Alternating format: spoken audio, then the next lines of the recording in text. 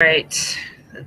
Let's go ahead and get this started. Welcome to those of you who are joining us for the Illinois News Broadcasters Association's webinar on Labor Law 101. Joining us today as our expert is Michael Mlied. He's a labor attorney with Howard & Howard in Peoria, Illinois. And because I know all of us are pretty busy as journalists and probably working on a story as we speak, I'm just going to go ahead and turn it over to Michael, and we're going to go ahead and get started. So he's got a PowerPoint presentation for us. I'm going to go ahead and bring that up and share the screen with everyone. Oops.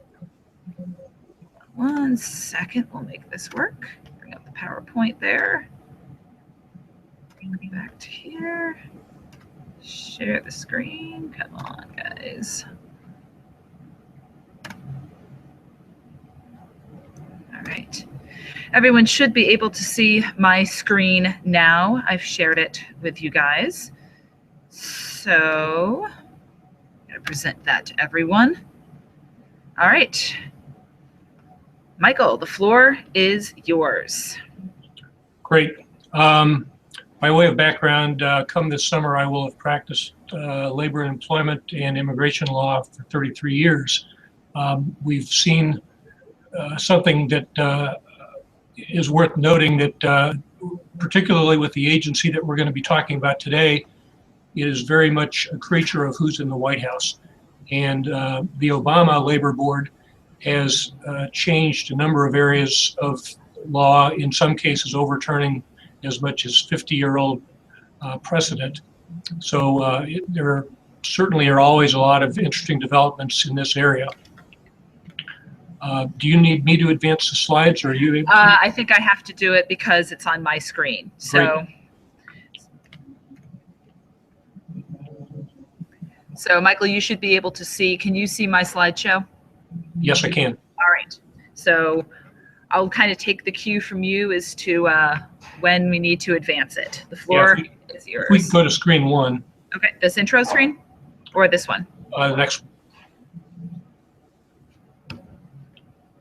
Which one? This one that says applicable law? Correct. Okay. All right. There you go. Thank you. The heart of the National Labor Relations Act, also sometimes called the Labor Management Relations Act, is Section 7. And what it does is grants employees, as you can see, the right of self-organization to form, join, or assist labor organizations, to bargain collectively through representatives of their own choosing, and to engage in other concerted activities. Now, even non-union employees have rights under Section 7, and that's been one of the big developments with the Obama Labor Board, is what I would call a very activist labor board that inserts itself into situations where there is no union. Next slide, please. Should be there for you. If we can go to the next one, please. The one that says employees have the right to refrain from? Right. Okay, it should be there. This is a corollary to the right to organize and to engage in collective activities.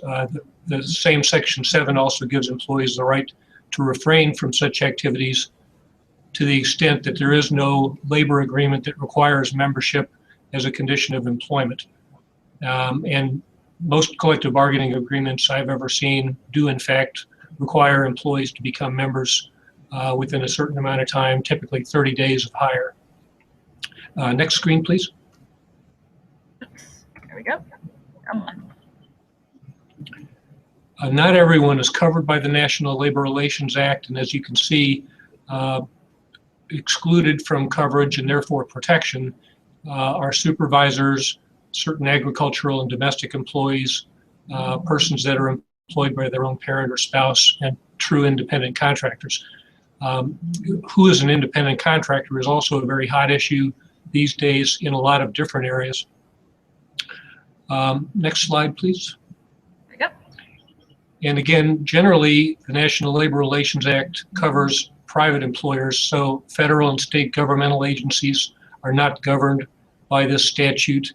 But labor organizations are covered when they act as an employer, and as we'll see when we discuss unfair labor practices, there are certain regulations of unions in this statute as well. Next slide. The National Labor Relations Board is the entity that deals with the National Labor Relations Act, and it has primarily two functions. One is to conduct elections in a variety of situations. We'll get into various types of those. And it also investigates and prosecutes unfair labor practice charges. So it has two primary duties. One is to conduct elections and then certify the results, and then secondly, to deal with unfair labor practice charges. For the most part, the NLRB conducts elections when employees file generally information showing that at least 30% of employees are interested in having a union. The employer in some cases can voluntarily recognize the union, and unions sometimes can present union authorization cards to the employer, and if the employer looks at them and is satisfied that a majority of the employees want a union, an election may be unnecessary.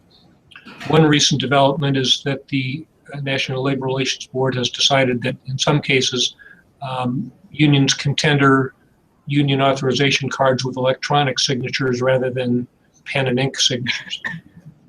As the slide indicates, when a union is elected, it becomes the exclusive representative of all employees, even those who may have voted no in the election.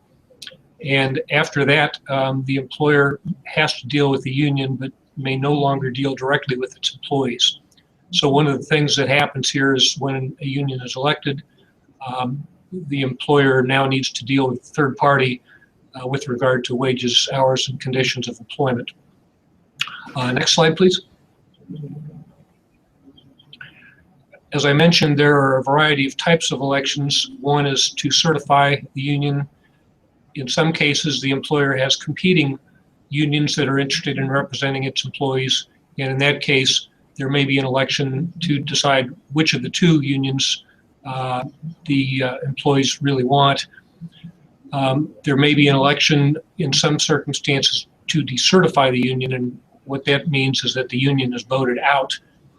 And there may also be a deauthorization election, which basically has the purpose of getting rid of a union security clause in a collective bargaining agreement. What that means is if the union is decertified, it continues to represent the employees, but employees do not have to join the union.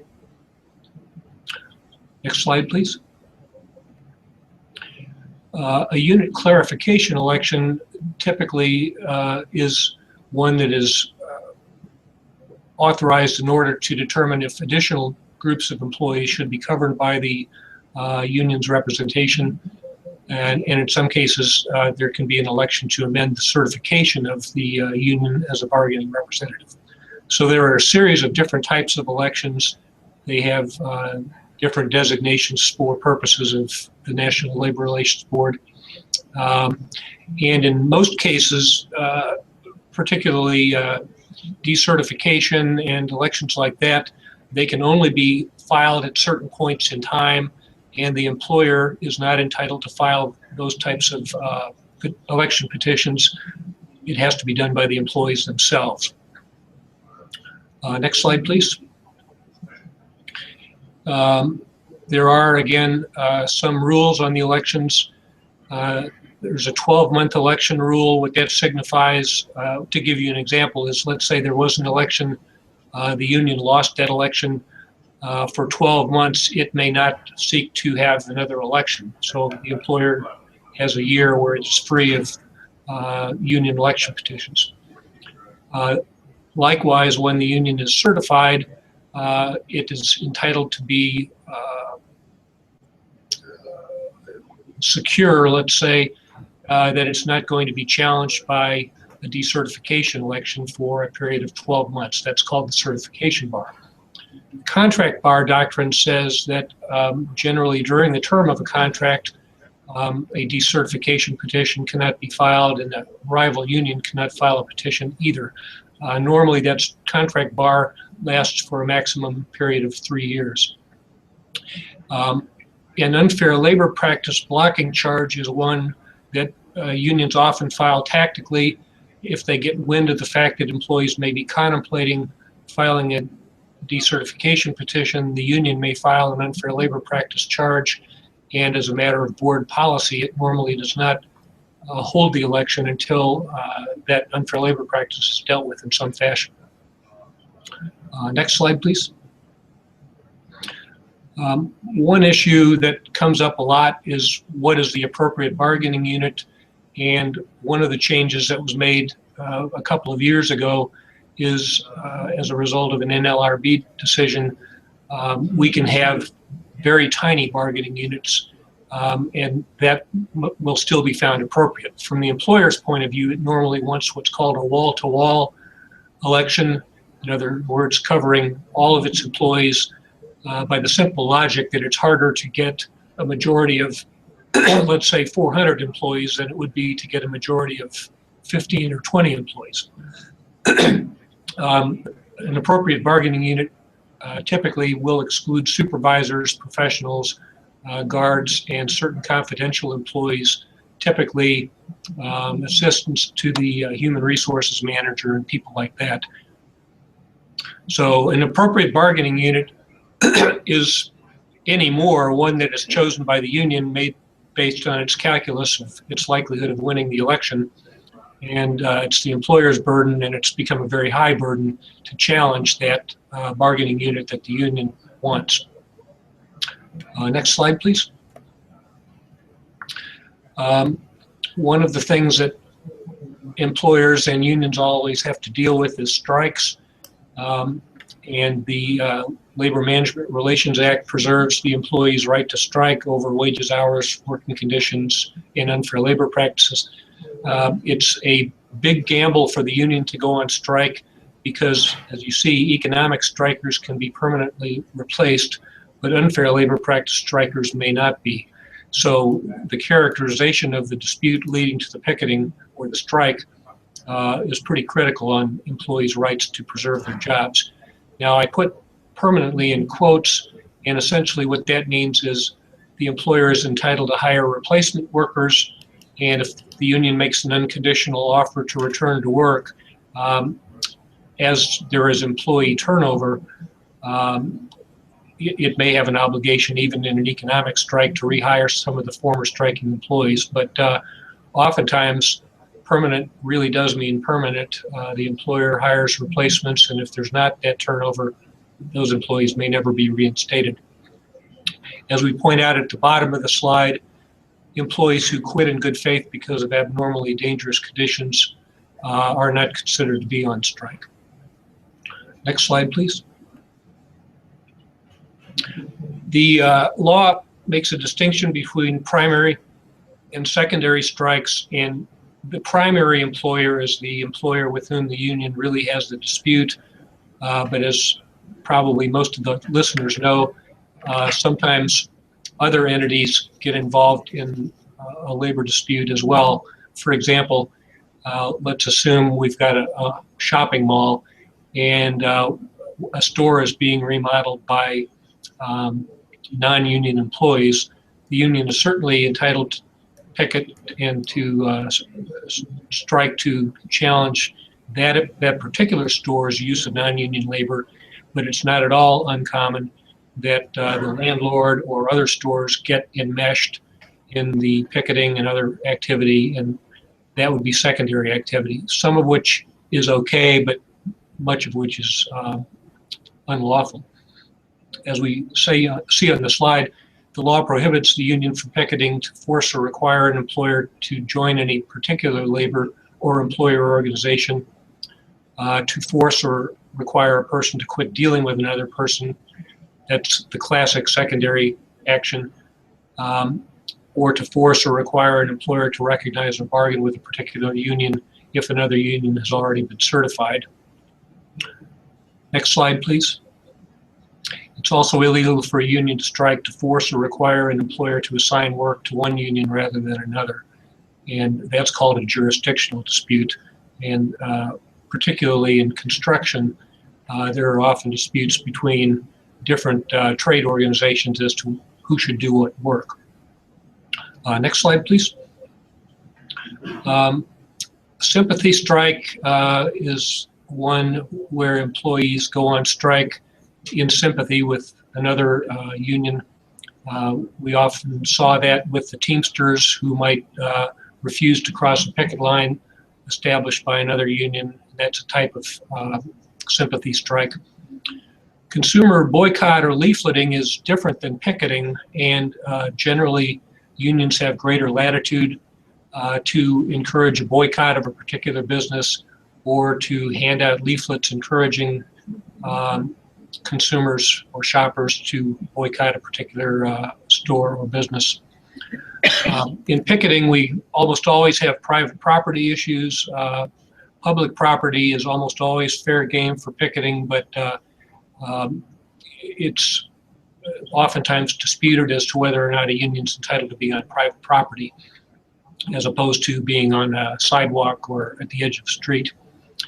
And in one of the areas where state courts actually have some jurisdiction is picketing or strikes which cause a breach of the peace. And in some unusual circumstances, a state court may enter an injunction either stopping activity which is dangerous or poses the risk of a breach of the peace. But the National Labor Relations Board may have jurisdiction as well. Next slide as well. As I mentioned, a second function for the National Labor Relations Board is to investigate and prosecute unfair labor practices. There are a series of things that are illegal for employers to do. And again, these are sections of the National Labor Relations Act. Section 8A1 prohibits an employer from interfering, restraining, or coercing employees in the exercise of their Section 7 rights. 8A2 prohibits an employer for dominating or interfering with the formation or administration of a labor organization or to contribute money or other support to it. Next slide, please. A common allegation is an 8A3 violation in which the employer is alleged to discriminate in either the hire, discharge, or some other term or condition of employment to either encourage or discourage membership in any labor organization. And this often comes up, let's say that there's organizing activity and the employer figures out who's the ringleader and decides to terminate the ringleader. If that is done for that reason, that would violate Section 8A3 and derivatively violate Section 8A1. Less common would be an 8A4 violation, which involves discrimination or discharge of an employee because he's filed charges or given testimony. 8A5 violations do come up rather often when the employer is alleged to have failed to bargain in good faith, and that can come up in situations such as the employer doesn't bring to the bargaining table people with authority to actually make an agreement, refusing to provide information that the union needs to carry out its duties as a bargaining agent, unnecessary delays or canceling meetings and the like. Those are all examples of what might be an 8A5 violation. Next slide, please. As I mentioned, the union can also commit unfair labor practices. 8B1 involves restraining or coercing employees in the exercise of their Section 7 rights. Although, as the slide points out, the union may establish rules regarding acquiring and maintaining membership, and most unions do in fact have bylaws and constitutions that regulate the behavior of their members. 8B2 would be a union violation which causes or attempts to cause an employer to discriminate against an employee if union membership has been denied or terminated except for the employee's failure to tender dues or fees. So this would be if the union refused to grant membership out of some desire to, again, have a union activist, you might say, that maybe disagrees with what the union as a whole wants to do. Next slide, please. A corollary to the 8A5 violation is an 8B3 violation where the employer alleges the union has failed to bargain in good faith. 8B4 is the section of the law that regulates certain types of strikes or picketing, typically secondary boycotts or secondary activities. 8B5 prohibits a union from requiring excessive membership fees, and 8B6 is called feather bedding. That's attempting to cause the employer to pay for services not actually performed by the employees. Next slide, please. And then finally, 8B7 prohibits a union from picketing an employer to force recognition of the union except as otherwise permitted by law. Next slide, please. And either a union or an employer may commit an unfair labor practice if they enter into an agreement in which the employer ceases or agrees to cease handling, using, selling, transporting, or otherwise dealing with the products of any other employer. That's called a hot goods provision. And again, it's unlawful for either the employer or the union to enter into such an agreement. Next slide. As we've already indicated, the Labor Management Relations Act is enforced primarily by the National Labor Relations Board. And mechanically, how this happens is in the election situation, in some cases, the only way that the employer can get a review of a decision certifying a union is to refuse to bargain with the union, and then the National Labor Relations Board has to bring enforcement action. And again, the standard is very high, but in order to challenge the outcome of the election, the employer may have to refuse to bargain. In an unfair labor practice case, by comparison, if the case is found to have merit, the regional director, and our region is main office is in Chicago. There's a sub-region in Peoria here, and there is another region in St. Louis. Those regional directors evaluate unfair labor practice charges and decide whether or not they have enough merit to go forward. If so, a lawyer, as a member of the Office of the General Counsel of the National Labor Relations Board, files a complaint. The employer files an answer or may file some procedural motions. If the matter isn't resolved otherwise, it goes to a hearing before an administrative law judge. And the administrative law judge is the primary finder of the facts. If you were to read some of the decisions, oftentimes they are very long. They can easily run 30, 40, 50 pages in a case where a lot of witnesses have testified and a lot of evidence has been taken.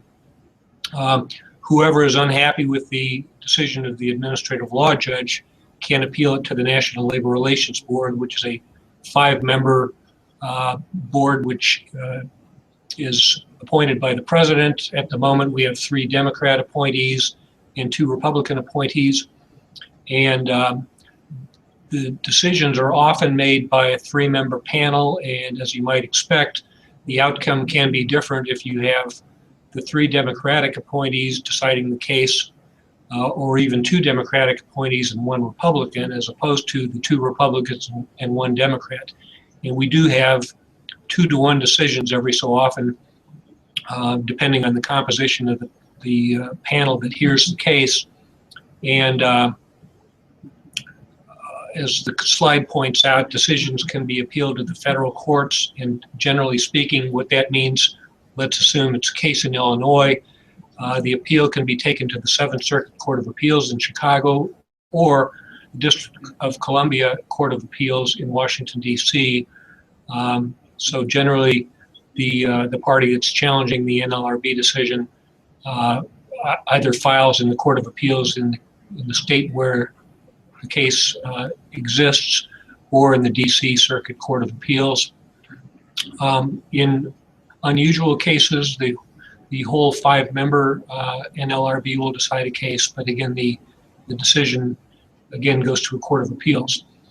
To give you one recent example, we have had a number of decisions now by the National Labor Relations Board saying that employer policies that require employees to arbitrate disputes violate the employee's Section 7 rights, and also employer policies that require employees to waive the right to file a class action claim also violate the National Labor Relations Act. Now, interestingly, the Fifth Circuit Court of Appeals down in Texas has refused to enforce those decisions, but the National Labor Relations Board basically has a policy of what I refer to as non-acquiescence. And what that means is they are simply ignoring the Fifth Circuit decision, even though it is a court right below the United States Supreme Court. And they continue to hold unlawful policies that require arbitration rather than filing a charge, or policies requiring employees to waive the right to file class actions.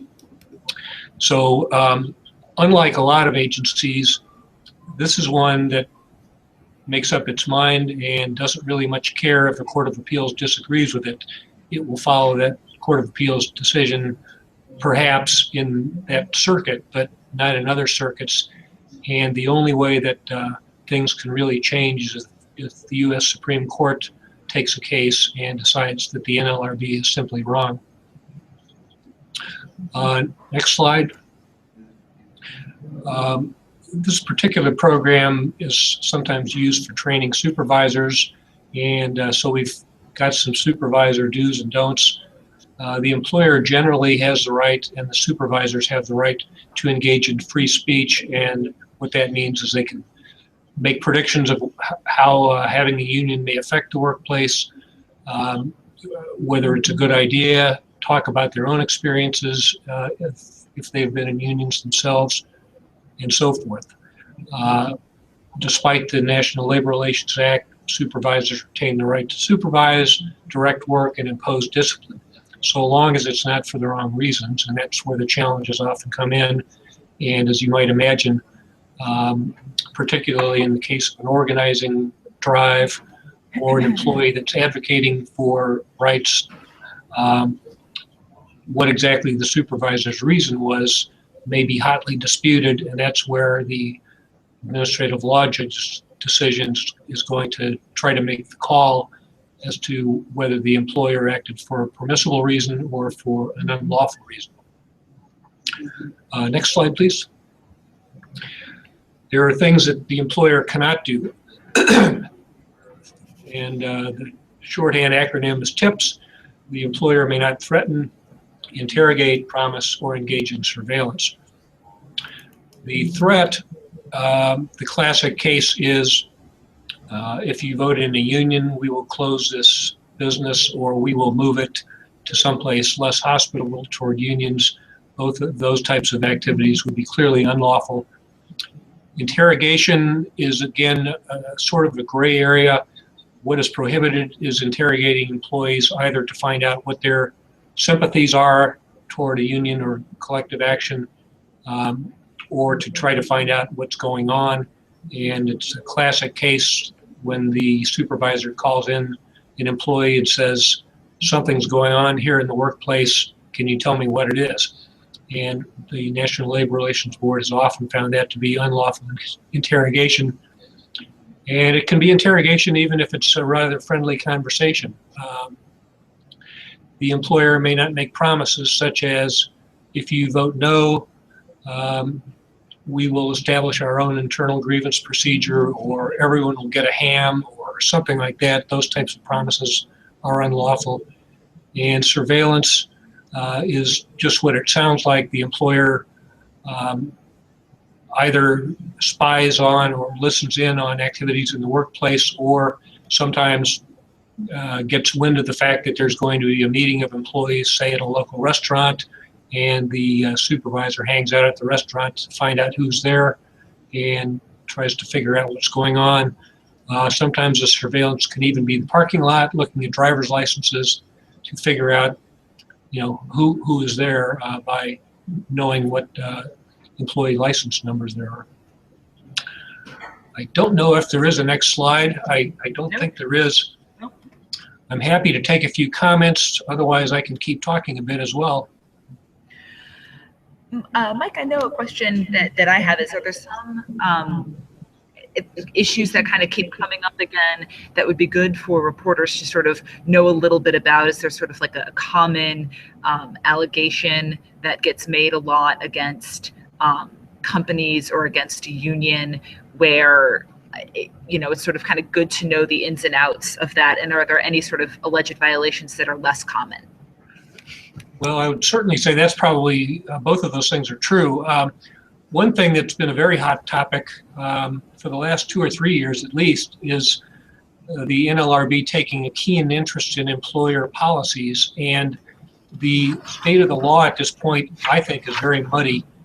And if your listeners are interested, if you were to get on the NLRB website, there are at least 3 memos issued by the general counsel or the acting general counsel a couple of years ago that deal with a variety of contexts of employer policies, and oftentimes they are in the context of a non-union workplace, and somebody files a charge and says the employer has a policy, let's say, that prohibits me from discussing my pay with other employees.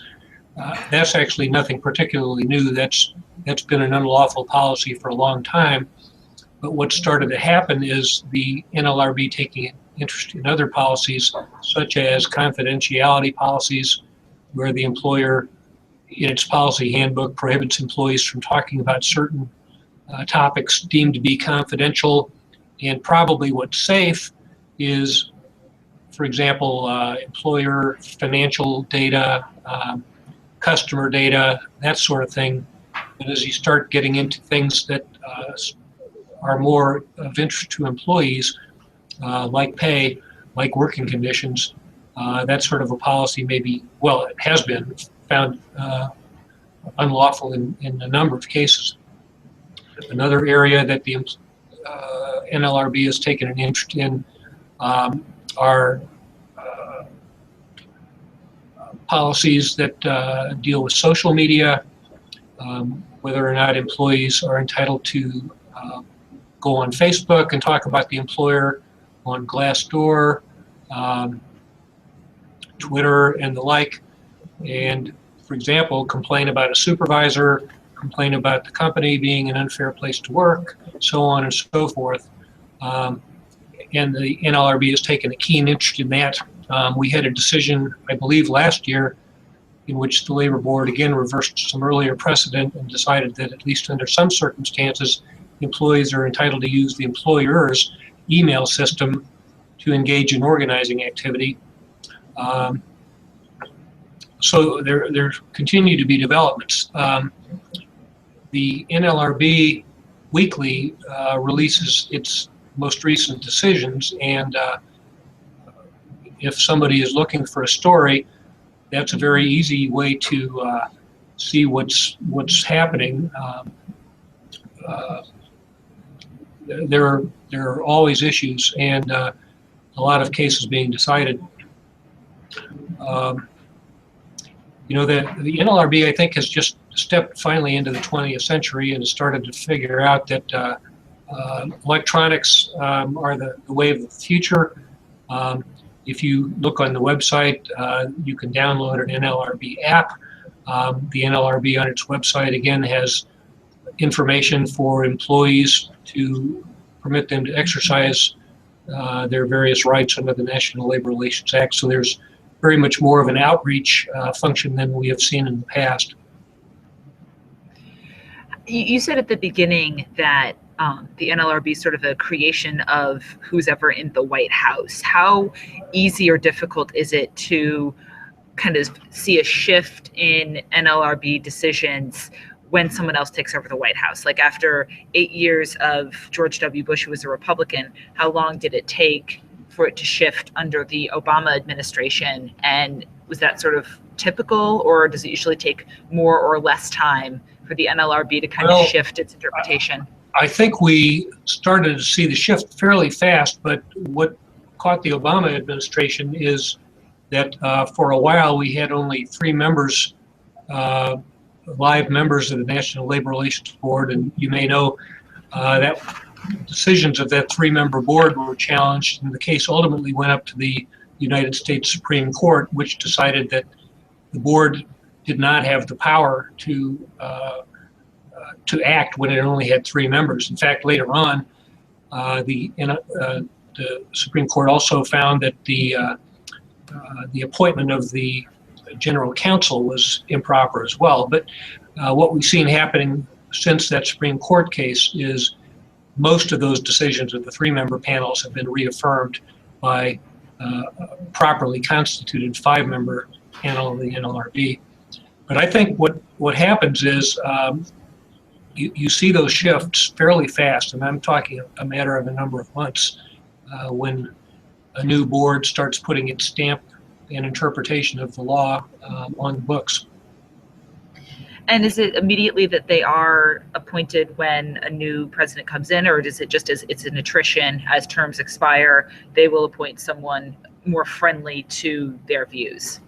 Yeah, I'm not any sort of an expert on the appointment process, but yeah, I think that's exactly right. The president has the power to appoint, and generally the names are floating around for a while, and there may be some lobbying done by business groups, labor organizations, and the like, but the president generally has the power to decide who he wants on the board, and the people that are the Democratic appointees have fairly strong union backgrounds at this point, so their outlook and proclivities are pretty well known.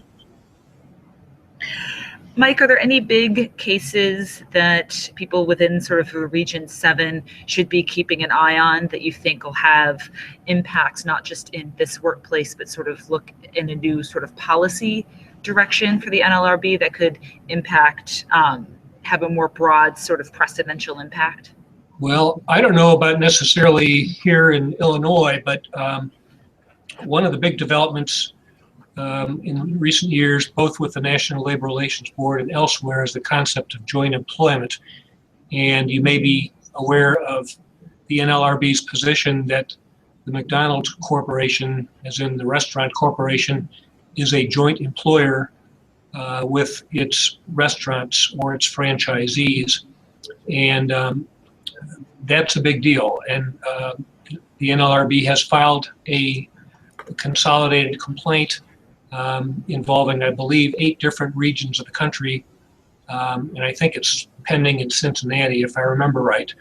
But that's going to be big news, certainly shaking up the franchise world a bit. And this stems from a decision that changed the idea of what exactly is joint employment. And normally the law for many, many, many years had been if the other employer actually exercised some control over wages and hours of working conditions of a different employer's employees. And what the decision held is that so long as the supposed joint employer has the potential to exercise control, that's enough to find joint employment. And that's a battle that's going to be fought. In the McDonald's case, the decision that started this was one called Browning-Ferris, and that, I believe, is up on appeal as well. So that's a very serious issue in the temporary staffing world. As I mentioned, the franchising world, potentially it could be just about anywhere. Our firm is involved in a situation where the allegation is that a company that owns a variety of hospitals is a joint employer with the employees of the various hospitals. So that's big news, and it's far from settled, and it's far from settled whether the National Labor Relations Board's new view is the appropriate one or not.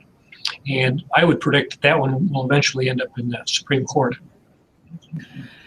How much difference does state policy make? I know there's a lot of states that do right to work. There's been a big fight in Illinois with right to work. What's the interplay between sort of state policies like right to work and then what the Labor Management Relations Act says?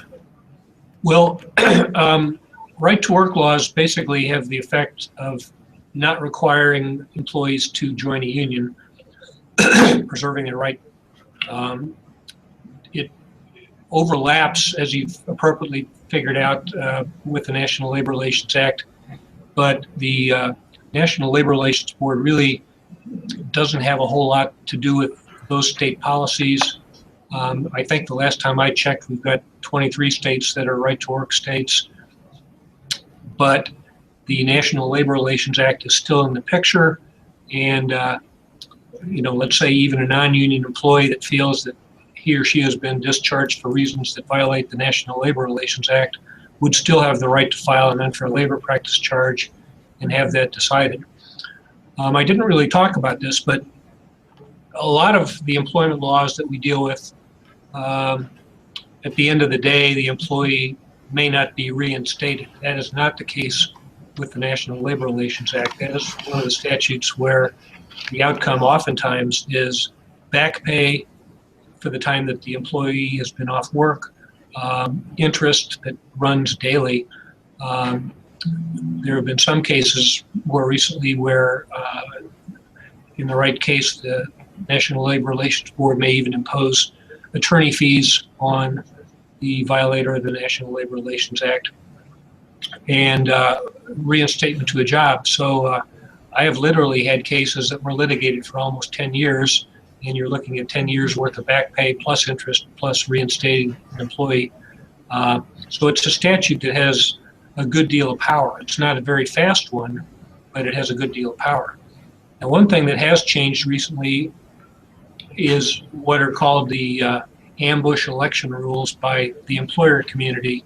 And the basic idea is to eliminate as much as possible the employer's ability to delay having an election. And what we are seeing is sometimes as short as a period of 3 to 4 weeks between the filing of a union election petition and the actual election. And if the employer is not paying attention, it has a lot less time to get out its own message of what it really means to be a union organized place, what it means to have to join a union if they are in a non-union or a non-right to work state, the fact that the union itself can impose discipline on members and the like. And so union elections are happening much more quickly, and unions are being a little more successful, again, I think because they are catching some employers off guard, and the union gets its message out long before it files its union petition, and the employer oftentimes is caught with very little time to react and to get out its own message. And Mike, are these sort of timelines and union petitions available on the NLRB website, or is this just something that someone's going to have to be sort of tuned in to know that they're looking to have a union election?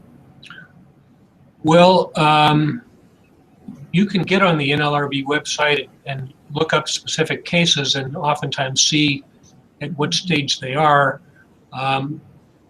The guidance basically is a matter of regulations that can be found on the NLRB website as well. I didn't look before I talked about this to tell you exactly where to look, but I believe that there's a click button that you can look for news. You can look up cases going back years and years and years and years and years. I don't know, but I would imagine that almost every NLRB decision back to the 1930s is probably online at this point. Looking under the general counsel memos oftentimes gives you an idea of what the general counsel of the National Labor Relations Board thinks is important or thinks is appropriate policy, and get some ideas there. There are other ways, I suppose, to find that out. Bureau of National Affairs publishes NLRB decisions. A lot of law firms publish newsletters, as does ours, or post things on our website. There's a service called Lexology, which primarily aggregates law firm newsletters, and you can get on the list for the labor and employment law, and it's almost silly sometimes when there's some new development. You'll see 20 different law firms writing about it, but might also, provide a source of information.